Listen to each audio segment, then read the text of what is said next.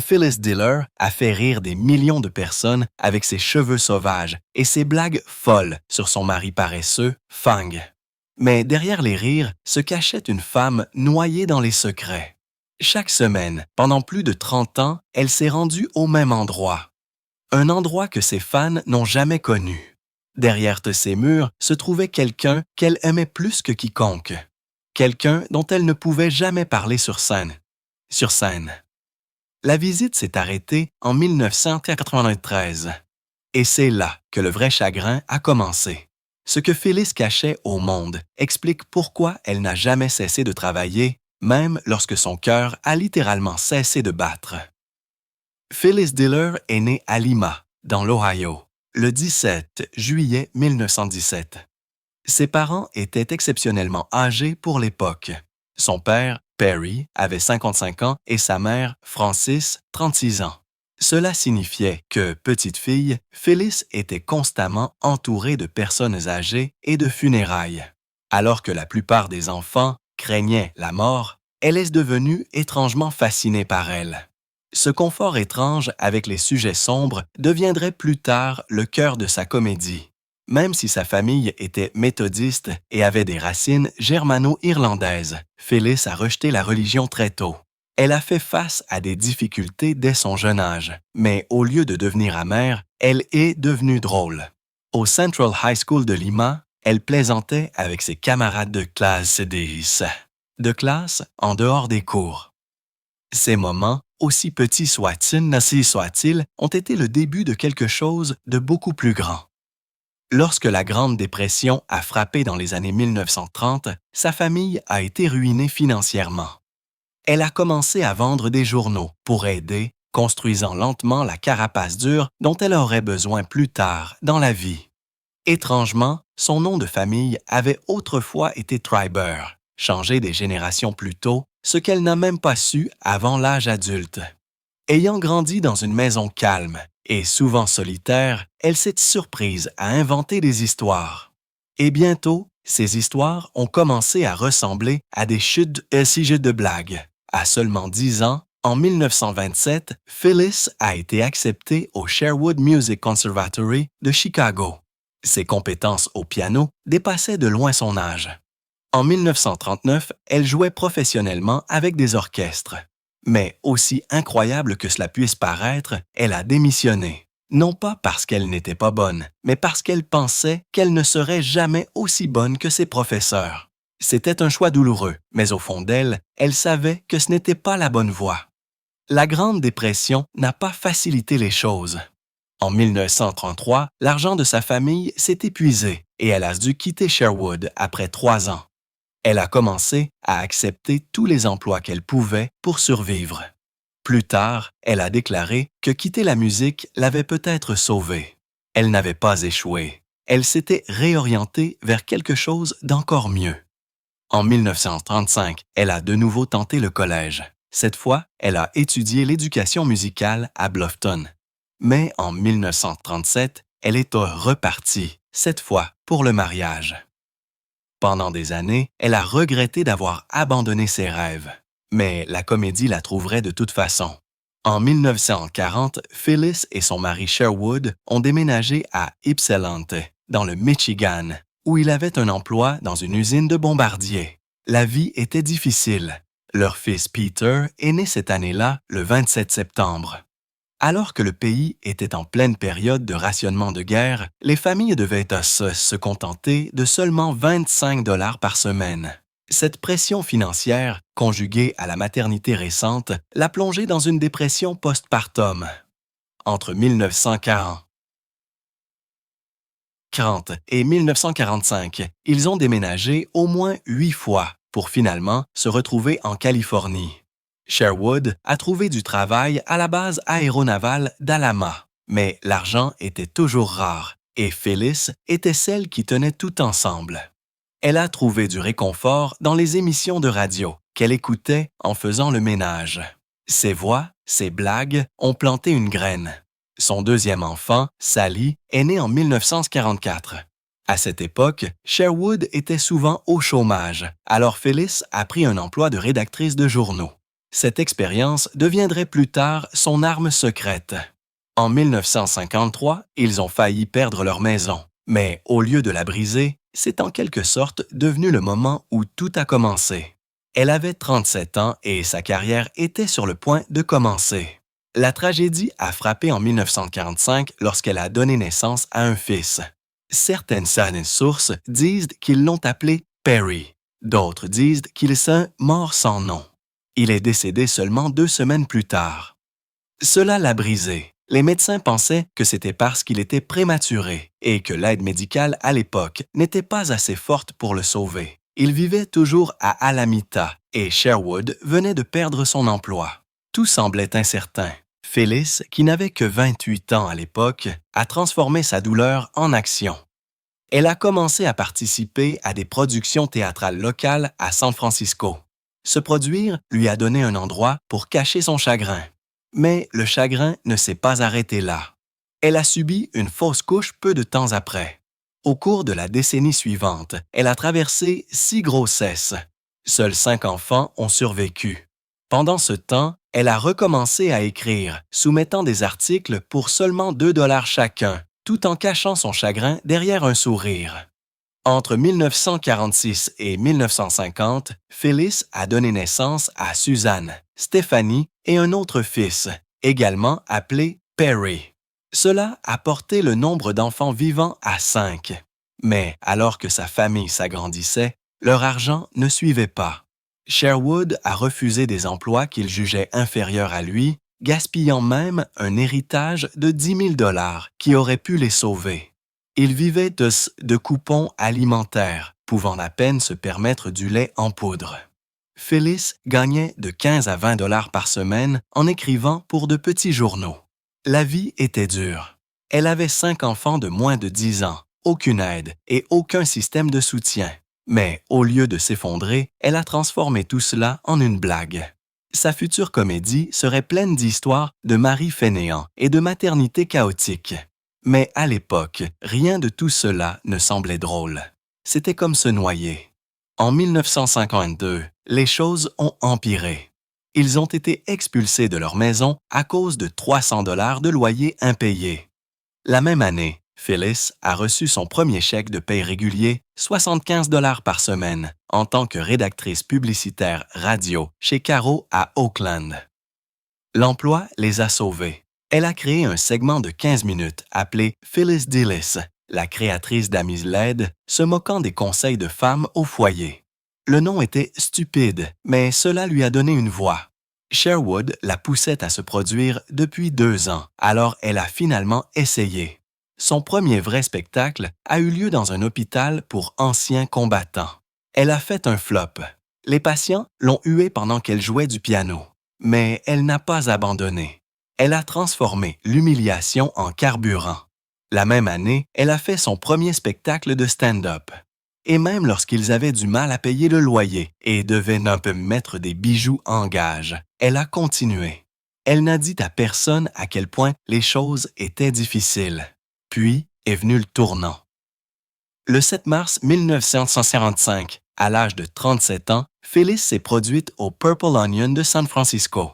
Le public l'a adorée. Elle n'essayait pas d'être glamour comme les autres femmes. Elle s'est moquée de son apparence, de sa cuisine, de sa vie.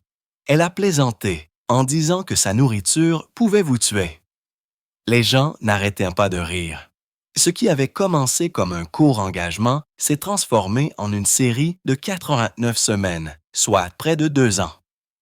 Le club a gagné plus de 100 000 $ grâce à ces spectacles, et soudain, cette mère fatiguée de 5 enfants a été prise au sérieux. Son salaire n'était que de 100 $ par semaine, mais cela a mené à des apparitions à la télévision l'année suivante. Elle avait lu un livre de développement personnel intitulé The Magic of Believing et a affirmé que c'était ce qui l'avait finalement poussée sur scène. Après 15 ans de tâches ménagères, elle avait trouvé quelque chose juste pour elle. En 1956, elle s'est complètement transformée. Elle a créé un look de scène inoubliable. Elle portait une perruque sauvage en crin de cheval, se maquillait le visage de manière exagérée, portait un long porte-cigarette, même si elle fumait à peine, et portait des vêtements discordants qui la rendaient ridicule et brillante. Elle l'a fait exprès. Elle avait presque 40 ans et savait qu'elle devait se démarquer. Au lieu d'essayer d'être belle, elle s'est rendue aussi laide que possible et l'a assumé. Ses réservations ont augmenté de 40% presque instantanément. Elle a commencé à apparaître dans des émissions nationales. Sa collection de perruques a atteint plus de 50 pièces, chacune coûtant de 50 à 100 dollars. Son porte-cigarette signature mesurait 12 pouces de long et était en ivoire. Tout cela est devenu une partie de sa légende. Mais en dessous de tout cela, elle cachait la douleur d'un mariage troublé. Elle a transformé cette douleur en pouvoir. Le 15 juin 1958, Phyllis a sorti son premier album de comédie, Like a Lampshade in a. Son titre a choqué tout le monde et certains magasins ont refusé de le vendre. Mais il s'est vendu à plus de 50 000 exemplaires au cours de sa première année. Ses blagues sur Fung, un mari fictif paresseux, étaient des références à peine voilées à Sherwood. Elle a enregistré l'album dans un petit studio de Los Angeles avec seulement 20 personnes dans la pièce. L'humour était brut et rapide. Elle prononçait jusqu'à 200 mots par minute. L'album lui a rapporté 10 000 $ de redevances en 1959 et lui a permis de décrocher des contrats. Télévisé. Même Fung avait une origine étrange. Cela venait d'une faute de frappe dans un scénario, mais elle l'a gardé, finissant par écrire plus de 1000 blagues à son sujet. Le succès de cet album a prouvé que les femmes pouvaient être aussi audacieuses, aussi drôles et aussi féroces que n'importe quel homme sur sa scène. En 1959, elle était en tournée non-stop. Elle a joué dans plus de 150 salles, dont le célèbre Blue Angel Club de New York. Cette année-là seulement, elle a parcouru 50 000 miles et gagné 25 000 $, soit 3 fois plus qu'elle n'en avait gagné seulement 4 ans plus tôt. Elle avait fait construire une armoire en acier sur mesure pour stocker 50 000 blagues manuscrites, chacune sur une fiche classée par sujet.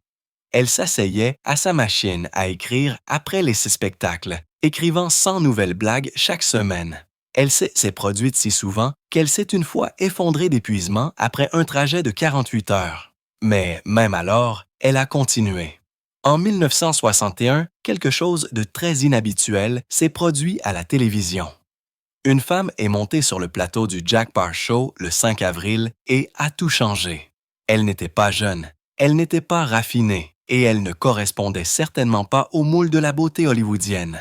Elle avait 43 ans. Elle s'appelait Phyllis Diller. Elle avait 5 enfants, était issue d'un mariage brisé et n'avait commencé à faire de la comédie que quelques années plus tôt, à l'âge de 37 ans. La plupart des gens auraient abandonné. Mais au lieu de cela, elle s'est tenue sous ces lumières vives du studio avec une perruque effrayante sur la tête, un long porte-cigarette à la main et un rire bruyant qui faisait rire ou halter les gens. Elle ne cachait pas ses difficultés. Elle en a fait la blague. Elle s'était qualifiée de laide avant que quiconque ne puisse le faire, à parler de sa vie familiale chaotique d'une manière qui a fait rire les gens aux éclats. Il n'y avait aucune femme comme elle à la télévision. Pas une seule. Et malgré sa terreur, tremblant si fort qu'elle pouvait à peine tenir le micro, elle a continué. Cette seule apparition ne l'a pas seulement fait remarquer, elle l'a propulsée au rang de star. D'autres émissions l'ont appelée. Bientôt, elle était au Ed Sullivan Show, et des comédiennes comme Roseanne Barr diraient plus tard qu'elle a changé leur vie. Ce vilain petit canard, comme certains l'appelaient, était soudainement devenu une star. 5 ans plus tard, en 1966, Phyllis a pris un autre grand risque. Elle a joué dans sa première sitcom, The Pwits of Southampton, diffusée sur ABC. Elle jouait le rôle d'une femme autrefois riche qui était secrètement fauchée, prétendant avoir encore de l'argent pour que personne ne le découvre. L'émission était folle. Dans un épisode, elle a essayé de faire cuire une dinde dans une machine à laver. Paul Lynde et John Aston n'étaient que 2 des personnages étranges qui sont apparus dans l'émission. Le nom de l'émission a même été changé à mi-chemin de la saison, devenant le Phyllis Diller Show en janvier 1967. Elle n'a duré que 30 épisodes et s'est terminée en avril. Les audiences étaient mauvaises. Elle s'est classée 77e sur 91 émissions, mais même si elle a échoué, elle lui a valu une nomination aux Golden Globes. Et cela a fait réaliser autre chose aux gens. Phyllis n'avait pas peur d'échouer, ni à la télévision, ni dans la vie. Même TV Guide l'a plus tard classée comme l'une des pires émissions de tous les temps. Mais au lieu de l'enterrer, elle a continué à se montrer. Même pendant la guerre du Vietnam, elle est partie en tournée avec Bob Hope, faisant rire les soldats quand ils en avaient le plus besoin. À peu près à la même époque, elle a trouvé une deuxième maison dans les jeux télévisés. En 1967, elle est devenue un visage régulier sur Hollywood Squares. Au fil des ans, elle est apparue dans 28 épisodes jusqu'en 1980. De sa minuscule cabine dans le plateau de Tic-Tac-Toe, elle a lancé des chutes de blagues qui sont devenues inoubliables. L'une de ses blagues les plus célèbres est survenue lorsqu'elle a couru après un camion à ordures et a crié « Suis-je trop tard pour les ordures ?» Le chauffeur a répondu « Non, sautez dedans ». C'était sa magie. Elle faisait rire les gens en se moquant d'elle-même. Les gens ont adoré ça. Elle n'agissait pas comme une star. Elle était authentique et cela l'a rendue emblématique. Dans les coulisses, l'émission ressemblait à une fête. Elle enregistrait 5 émissions par jour et s'est fait de véritables amis avec les autres stars. Les fans ont également pu voir un autre côté d'elle. Elle ne chantait pas bien. Elle fumait beaucoup. Elle avait 6 enfants à la maison et dormait à peine. Mais elle a transformé tout cela en comédie. Même Eddie Murphy a dit que son rire avait influencé le sien. Et elle ne faisait pas que plaisanter. Elle ouvrait des portes aux femmes comme Ellen DeGeneres, bien avant que quiconque ne connaisse son nom. Puis, en 1968, elle a eu sa propre émission de variété. Elle s'appelait The Beautiful Phyllis Diller Show et a été diffusée sur NBC à partir du 15 septembre. Elle n'a duré que 13 épisodes et s'est terminée en décembre. L'émission mélangeait musique, comédie et interview. Bob Hope, Goldie Hawn et Norm Crosby figuraient parmi ses invités. Même si elle ne savait pas chanter, elle chantait quand même. C'était Phyllis. Elle ne se souciait pas que ce soit parfait. Elle voulait juste que ce soit amusant. Les audiences étaient à nouveau mauvaises et elle a été annulée après 3 mois. Mais d'une manière ou d'une autre, même cet échec a ajouté à sa renommée. Ses costumes audacieux, ses cheveux volumineux et ses performances sauvages influenceraient plus tard des stars comme Lady Gaga. La même année, elle a de nouveau visité le Vietnam avec Bob Hope. Elle a également prêté sa voix à la compagne des monstres dans le film d'animation Mad Monster Party. Elle était partout, même si les audiences ne le montraient pas ça toujours. Sa carrière cinématographique dans les années 1970 n'a pas été énorme, mais elle a connu des moments inoubliables. En 1969, elle a joué dans The Adding Machine, dans le rôle de Madame Zero.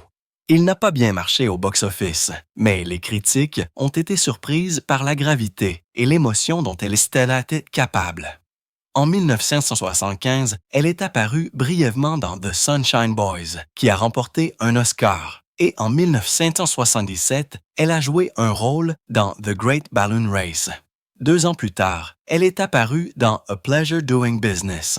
À peu près à la même époque, elle a également repris le rôle principal dans la pièce de Broadway Hello Dolly le 26 décembre 1969. Elle avait 52 ans et donnait 8 spectacles par semaine. Peu savaient que derrière les rideaux, sa vie familiale s'effondrait. Son mari, Sherwood, qui avait été diagnostiqué comme souffrant de troubles mentaux dans les années 1950, l'avait quittée pour élever 5 enfants seuls. Elle travaillait tous les soirs juste pour payer les factures. Pourtant, elle a continué. En 1976, elle a rejoint le Gong Show et a jugé des actes ridicules, gloussant à travers la folie. Elle est également apparue dans Match Game PM. Sa voix était partout, riant, criant, jouant, et elle ne s'est jamais arrêtée. Elle était même dans le Muppet Show en 1969 et La Croisière s'amuse encore et encore entre 1967 et 1986. À la fin de la décennie, Elle avait plus de 40 crédits de film. Elle a même gagné plus d'argent que Bob Hope sur l'un de leurs films en 1966. Mon Dieu, j'ai eu un mauvais numéro parce que son timing était juste parfait. Elle a également fait un album. Il s'appelait Born to Sing et est sorti en 1968. Ce n'était pas sérieux. Elle s'est moquée de sa propre voix. Les chansons étaient fausses et pleines de blagues, mais c'était le but. Les gens ont adoré ça. Elle mélangeait musique et stand-up. Sa liste de chansons comprenait des chansons comme Satisfaction et Hello Young Lovers All Done Her Way avec humour. L'album s'est bien vendu, mais l'a aidé à vendre des spectacles en tournée. Ce que peu savaient, c'est qu'elle l'a enregistré alors qu'elle traversait l'enfer. Son mariage s'était effondré. Elle n'avait pas d'argent. L'une de ses filles, Sally, a ensuite reçu un diagnostic de schizophrénie. Et Phyllis lui a rendu visite chaque semaine pendant des décennies, sans le dire à personne. En public, elle souriait. En privé, elle tenait à peine le coup. Cet album a mené à son émission de télévision de 1968. Et en 1972, elle s'est prêté sa voix dans les nouveaux films de Scooby-Doo, se moquant des lectures psychiques. Ses fans l'adoraient. Beaucoup étaient issus de la communauté gay qui voyait quelque chose de beau dans ses couleurs vives et sa franchise audacieuse. Elle a sorti plus de 10 albums au total. Chacun d'eux ressemblait à une petite rébellion. Dans les années 1990, elle est devenue autre chose, une voix. En 1990, elle a joué la Reine des souris dans Le Prince Casse-Noisette, un film d'animation canadien qui a complètement échoué, ne rapportant que 1,7 million de dollars sur un budget de 8,5 millions de dollars. Mais sa performance s'est démarquée. Sa voix de méchante, pleine de rire et de joie maléfique, faisait rire les enfants et sourire les parents. Elle était également dans 1001 Pattes en 1948, qui a rapporté plus de 363 millions de dollars. Alors que sa voix s'élevait dans les dessins animés, sa vie était à nouveau remplie de chagrins silencieux. Sa fille Sally était toujours internée et en 1930, son fils Peter avait un cancer. Il est décédé en 1938 à l'âge de 53 ans. Elle a continué à faire des tournées, a continué à sourire, a continué à visiter les hôpitaux en silence. En 1944, elle a fait quelque chose que personne n'avait fait auparavant. Elle a réalisé une vidéo sur la chirurgie plastique, pas seulement une blague, une vraie vidéo amateur. Elle coûtait 39,95 $ et s'appelait Phyllis Diller's Home Video Guide to Plastic Surgery. Dans celle-ci, elle a parlé de ses liftings, de sa rhinoplastie et plus encore. Elle a dit qu'il ne s'agissait pas seulement d'avoir une meilleure apparence, cela aidait son esprit. Elle a même plaisanté en disant que son chirurgien était si bon marché qu'il lui avait mordu la boucle d'oreille. Mais ce n'était pas seulement drôle, c'était audacieux. À l'époque, personne n'admettait avoir subi une opération. Elle a remporté un prix de l'American Academy of Cosmetic Surgery pour son honnêteté. Elle s'est autoproclamée reine de la chirurgie plastique et les gens l'ont écoutée. Elle a rendu acceptable le fait d'en parler. Même Joan Rivers a suivi son exemple. En 1945, elle a transformé son style en une entreprise. Elle a sorti sa propre ligne de perruques et de vêtements fous. À 68 ans, elle transformait les blagues en profit. Elle vendait des perruques qui ressemblaient à ses propres cheveux sauvages et des tenues comme celles qu'elle portait sur scène. Lumineux, bruyant, inoubliable. Elle portait des perruques tous les jours depuis des années parce que ses vrais cheveux ne pouvaient plus supporter les crêpages. Cette entreprise lui a rapporté beaucoup d'argent et a influencé les drag performers et les fans gays qui la voyaient non seulement comme un clown, mais comme une reine. En 1996, à 69 ans, elle a de nouveau surpris tout le monde.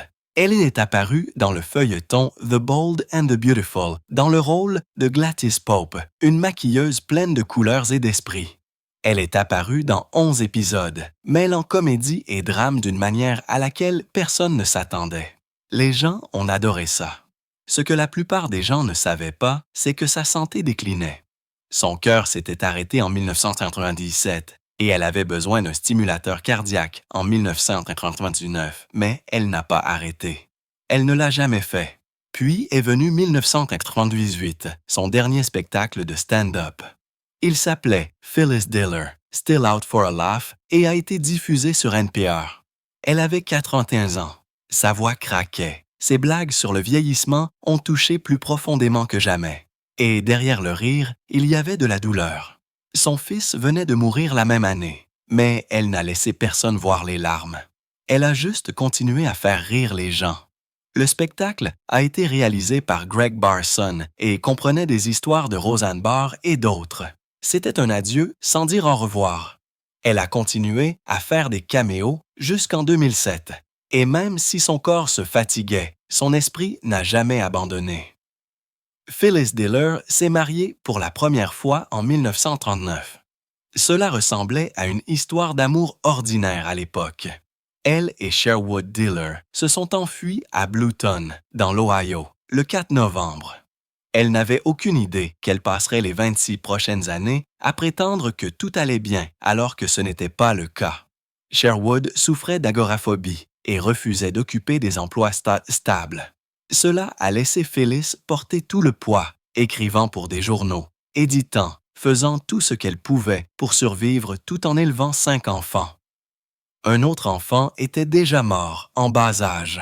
Même pendant la Seconde Guerre mondiale, alors que Sherwood se présentait à peine à un emploi dans une usine de bombardiers, elle subvenait seule aux besoins de tout le monde. Elle n'a jamais laissé le monde voir ce qui se passait réellement. Elle a créé un personnage appelé Fang pour plaisanter sur un mari paresseux. Mais la douleur était réelle. Derrière le rire, elle cachait des pertes au jeu, des abus émotionnels et une pauvreté silencieuse. Le divorce est intervenu le 3 septembre 1965, et ce n'est que plus tard qu'elle a admis à quel point cela l'avait profondément blessée. Pas même un mois ne s'est écoulé avant qu'elle ne se remarie. Le 7 octobre 1965, elle a épousé l'acteur Ward Donovan dans ce qui ressemblait à une fuite rapide du passé. Mais ce nouveau chapitre est devenu encore plus sombre, encore plus vite. En quelques mois à peine, il s'est effondré. Il buvait trop, disparaissait dans des affaires et la laissait se sentir à nouveau isolée. Elle a demandé le divorce après 3 mois, bien qu'il ne l'ait finalisé qu'en 1975. Au début, elle est restée silencieuse sur son infidélité et le chaos à la maison. Elle ne voulait pas qu'un scandale ruine son ascension, mais plus tard, elle a plaisanté sur scène sur les maris inutiles, utilisant le rire pour couvrir la solitude. La vérité est que cela n'a duré que 22 semaines la première fois. Il était plus souvent absent que présent, et le silence qui a suivi était encore plus fort. Des années plus tard, quelque chose de plus doux est entré dans sa vie. En 1985, elle a rencontré Robert Hastings. Il n'était pas son mari, mais il est devenu tout ce dont elle avait besoin. Ils ont vécu ensemble dans son grand manoir de Brentwood jusqu'à ce qu'il meure d'un cancer le 23 mai 1996. Elle avait alors 78 ans et ne s'est jamais remariée. Dans une interview, il l'a appelé l'amour de sa vie. Ils jouaient au Jen Rami dans la maison, juste eux deux, loin de la douleur de ses premières années. Après tant de sourires publics à travers le deuil, cette fois, c'était réel. Elle ne voulait plus jamais revenir aux liens juridiques. Cette compagnie tranquille était suffisante. Mais les luttes personnelles de Phyllis ne se sont pas arrêtées là. Sa fille Sally est née en 1944, mais dans les années 1950, quelque chose n'allait manifestement pas. La schizophrénie a pris le contrôle de la vie de Sally, et Phyllis a essayé, pendant des années, de la gérer à la maison. Vers 1960, elle a pris la décision déchirante de la placer dans un établissement de soins. Son mari n'était pas non plus émotionnellement stable, ce qui n'a fait qu'ajouter à la tension. Mais rien de tout cela n'est jamais entré dans ses routines de scène. Elle a conservé l'image de la femme au foyer joyeuse. Ce n'est que beaucoup plus tard que les fans ont découvert ce qu'elle avait porté. Sally est décédée en 1993 à seulement 49 ans. Phyllis a dû continuer à sourire tout en perdant silencieusement un autre enfant. Puis vint le 4 juillet 2002. Un jour habituellement rempli de célébrations s'est transformé en autre chose. Sa fille Stephanie est décédée d'un accident vasculaire cérébral à seulement 54 ans. Phyllis avait aidé à élever les 3 enfants de Stephanie après son mariage en 1973 et maintenant, soudain, elle leur disait au revoir. Elle n'a pas cessé de travailler. Elle n'a pas pris le temps de faire son deuil publiquement, mais derrière son emploi du temps chargé et ses grandes perruques se cachait une mère de 84 ans qui avait déjà enterré son fils Peter en 1998, perdu Sally en 1993 et essayait maintenant de rester debout après un autre coup dur. En 1945, elle avait déjà enduré un type de chagrin différent. Son fils nouveau-né est décédé seulement 2 semaines après sa naissance. Cela est survenu après une fausse couche qui l'avait déjà profondément ébranlé. Elle et Sherwood ont eu Peter en 1940 et Sally en 1944, mais rien ne pouvait la préparer à la perte d'un bébé. Elle n'en a pas parlé pendant des années. Ce n'est que dans ses mémoires de 2005, Like a Lampshade in a WH House, qu'elle a finalement dit la vérité. Il a été enterré tranquillement à Lima, dans l'Ohio. Au moment du décès de Phyllis, en 2012, elle avait survécu à 4 de ses 6 enfants. C'est le genre de douleur qu'aucune chute de blague ne pouvait couvrir. Son plus jeune, Harry, était né en 1950. Il était dyslexique, ce qui rendait l'école difficile et la vie à la maison encore plus difficile. Avec la maladie de Sally et les décès qui s'accumulaient, les problèmes de lecture de Perry ressemblaient à une autre montagne. Mais il a réussi. Il a persévéré. Il a bâti une carrière dans les affaires et a finalement été celui qui a géré les affaires de sa mère. Il était le point lumineux dans une tempête de tristesse. À travers tout cela, Perry est resté à ses côtés et lui a survécu, prouvant que tous les chapitres ne devaient pas se terminer dans la tristesse. Les années 1950 étaient loin d'Aquamé d'être glamour. Elle vivait dans un parc de caravanes avec 5 enfants, payant à peine le loyer. Sherwood avait encore échoué et la famille a été confrontée à une expulsion plus d'une fois. Elle pratiquait la comédie dans les laveries automatiques juste pour rester saine d'esprit. Elle avait 37 ans lorsqu'elle a finalement percé en 1955, se produisant au Purple Onion à San Francisco pendant 89 semaines consécutives. C'est le désespoir qui l'a amenée sur sa scène, pas les rêves. Mais elle a continué, alimentée par un livre de développement personnel intitulé The Magic of Believing. Dans les années 1970, elle avait divorcé 2 fois et était au bord de la faillite. Elle ne l'a pas montré, mais les documents judiciaires ont raconté l'histoire. Alors que Ward affirmait qu'il gagnait seulement 500 $ par mois, elle en gagnait 100 000 et subvenait aux besoins de toute la famille. Elle a entrepris des tournées brutales, faisant parfois 200 spectacles par an. Ses blagues d'autodérision sur Fang ont fait rire les gens, mais elle luttait contre la ruine financière. En 1969, elle a gagné un procès de 5 millions de dollars concernant les droits musicaux, ce qui a contribué à stabiliser à nouveau les choses. Les hommes ont laissé le chaos derrière eux qu'ils aimaient, et elle a continué à reconstruire seule. Elle s'est également reconstruite, littéralement. À partir de 1972, elle a commencé un long voyage à travers la chirurgie plastique. En 1990, elle avait subi 15 interventions. Le premier lifting a failli la tuer, la laissant temporairement paralysée. Au fil du temps, elle a fait remodeler son nez, réduire ses seins, remplir ses joues, lifter ses yeux et même tatouer son eyeliner. Elle a plaisanté en disant qu'il n'y avait plus 2 parties du corps du même âge. Dans une interview de 1993, elle a transformé cela en humour.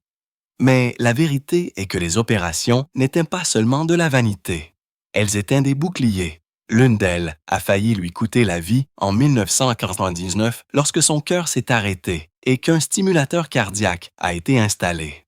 En 1941, à l'âge de 64 ans, elle est devenue écrivaine. Elle a écrit The Joys of Aging and How to Avoid Them, transformant la peur de vieillir en rire. Il s'est bien vendu, tout comme ses livres précédents. Elle a utilisé sa plume comme elle a utilisé sa voix pour transformer la douleur en quelque chose qui pouvait respirer. Dans le même temps, Elle se remettait encore émotionnellement du divorce et essayait toujours de rester pertinente dans un monde en évolution. Après s'être retirée de la scène, de la comédie en 2002 à l'âge de 85 ans, elle a révélé quelque chose de nouveau. Elle était peintre. Sa maison s'est transformée en galerie d'art. Elle a organisé de petites fêtes, a vendu son travail et a souri alors que les invités prenaient des photos à côté d'un tableau de projecteur dans son foyer. Certaines de ses pièces se sont vendues 5 000 $. Une vente de succession en 2013 comprenait même son piano à queue. Il lui a fallu 15 ans pour terminer un tableau. Elle n'a jamais renoncé à créer, même après qu'une fracture du dos en 2007 l'ait forcée à annuler une apparition pour son 90e anniversaire au Tonight Show. Ces dernières années ont été pleines de batailles silencieuses. En 1999, elle avait fait un arrêt cardiaque. Son cœur s'était complètement arrêté. Les réactions aux médicaments l'ont laissée paralysée, mais elle s'est remise grâce à la thérapie. En 2005, elle prêtait toujours sa voix à des personnages dans des émissions comme Family Guy, son rire signature résonnant à la télévision. Même si la dépression, les problèmes cardiaques et les vieilles blessures l'ont rattrapée, elle n'a pas abandonné. Sa dernière apparition publique a eu lieu le 15 mai 2012 lorsqu'elle a reçu un prix pour l'ensemble de sa carrière à Lima, dans l'Ohio. Elle avait l'air fragile, mais a quand même souri. Elle est décédée le 20 août 2012 à l'âge de 95 ans dans sa maison de Brentwood. Son cœur avait finalement cédé. Son manager a déclaré qu'elle était décédée paisiblement dans son sommeil, souriant. Elle a été incinérée et ses cendres dispersées en mer. C'était simple et gratuit, tout comme son esprit. Le monde a découvert par la suite qu'elle avait caché une profonde dépression, des douleurs chroniques et des pertes insupportables. Mais ce que le monde a vu, c'est le rire. C'est ainsi qu'elle le voulait. Elle a rendu acceptable le fait d'être bruyant, idiot, honnête et brisé à la fois.